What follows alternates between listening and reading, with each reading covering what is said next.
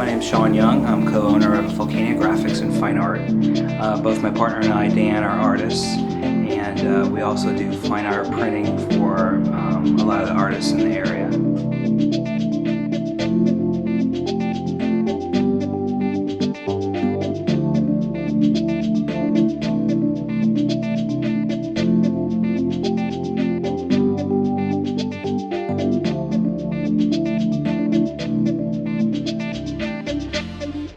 Dan Walczyk. I'm co-owner of Vulcania Graphics and Fine Art here in downtown New York.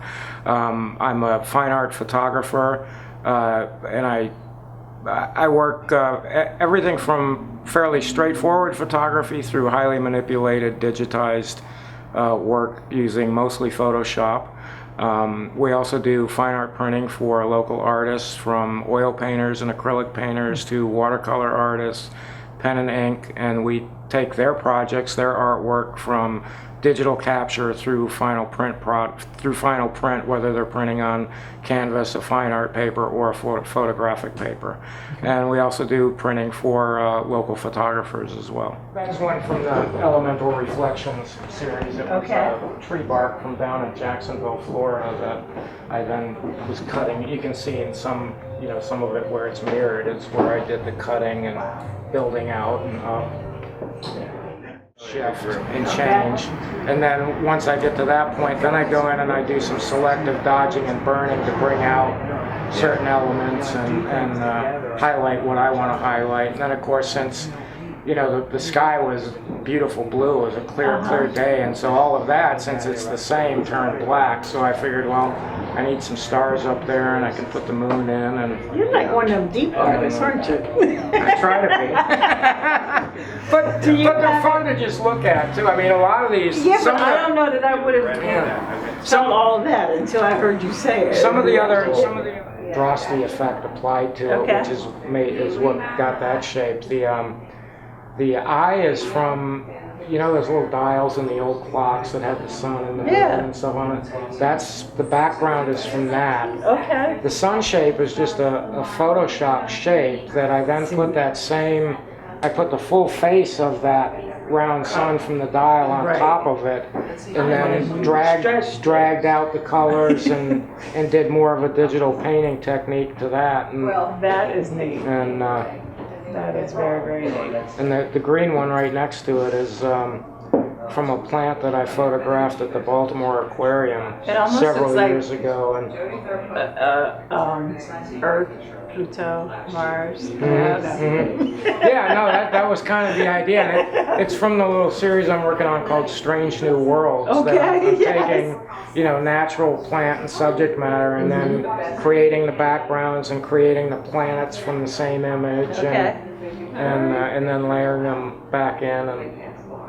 I like to mix up photography with some digital illustration, maybe some digital painting techniques, and merge them all together, and then print them out pretty much usually on canvas. And we stretch our own canvases, and then I follow up with some acrylic glazes on top. And a Native American story called 13 Moons on a Turtle's Back. And it's oh my God! The Native American timekeeping was based on the lunar cycles, and there's 13 lunar cycles in a year as opposed to our 12 months. And so there's 13 moons in the piece. And then this one I used a clear acrylic with an iridescent additive to do some overlay work on the moon and highlight some of the other little areas in the image. And the mandala itself was created from an image of a turtle at the Baltimore Aquarium. So it's actually a turtle shell that it's called a radial kaleidoscope effect, and that's how I got the round. So tell me about. We are here with Dan Walczyk and Sean Young of Vulcania Graphics and Fine Arts. Just moved into downtown York. We're thrilled that you're here. Amazing business is going to complement the arts community, add to the arts community going on virtually right now in the Market District here in downtown York. We're embracing it. welcome to downtown York. I'm going to ask Commissioner Hope to say a word today. Yeah, I mean, we appreciate it. I mean, from a county perspective, as much as we can do to support our city is great. So I welcome you here and hopefully support your business. Well, we're happy to be here. Their office hours are listed as well, too. Yep. This is good stuff. The small details. So, on 3, we want to make sure you know that those scissors are real. Yes, I do. I do. I won't ruin it. Okay. We want to congratulate you all, welcome you again to downtown York, and 1, Cut away. 2, 3. Oh! Pull back. There we go. Good stuff.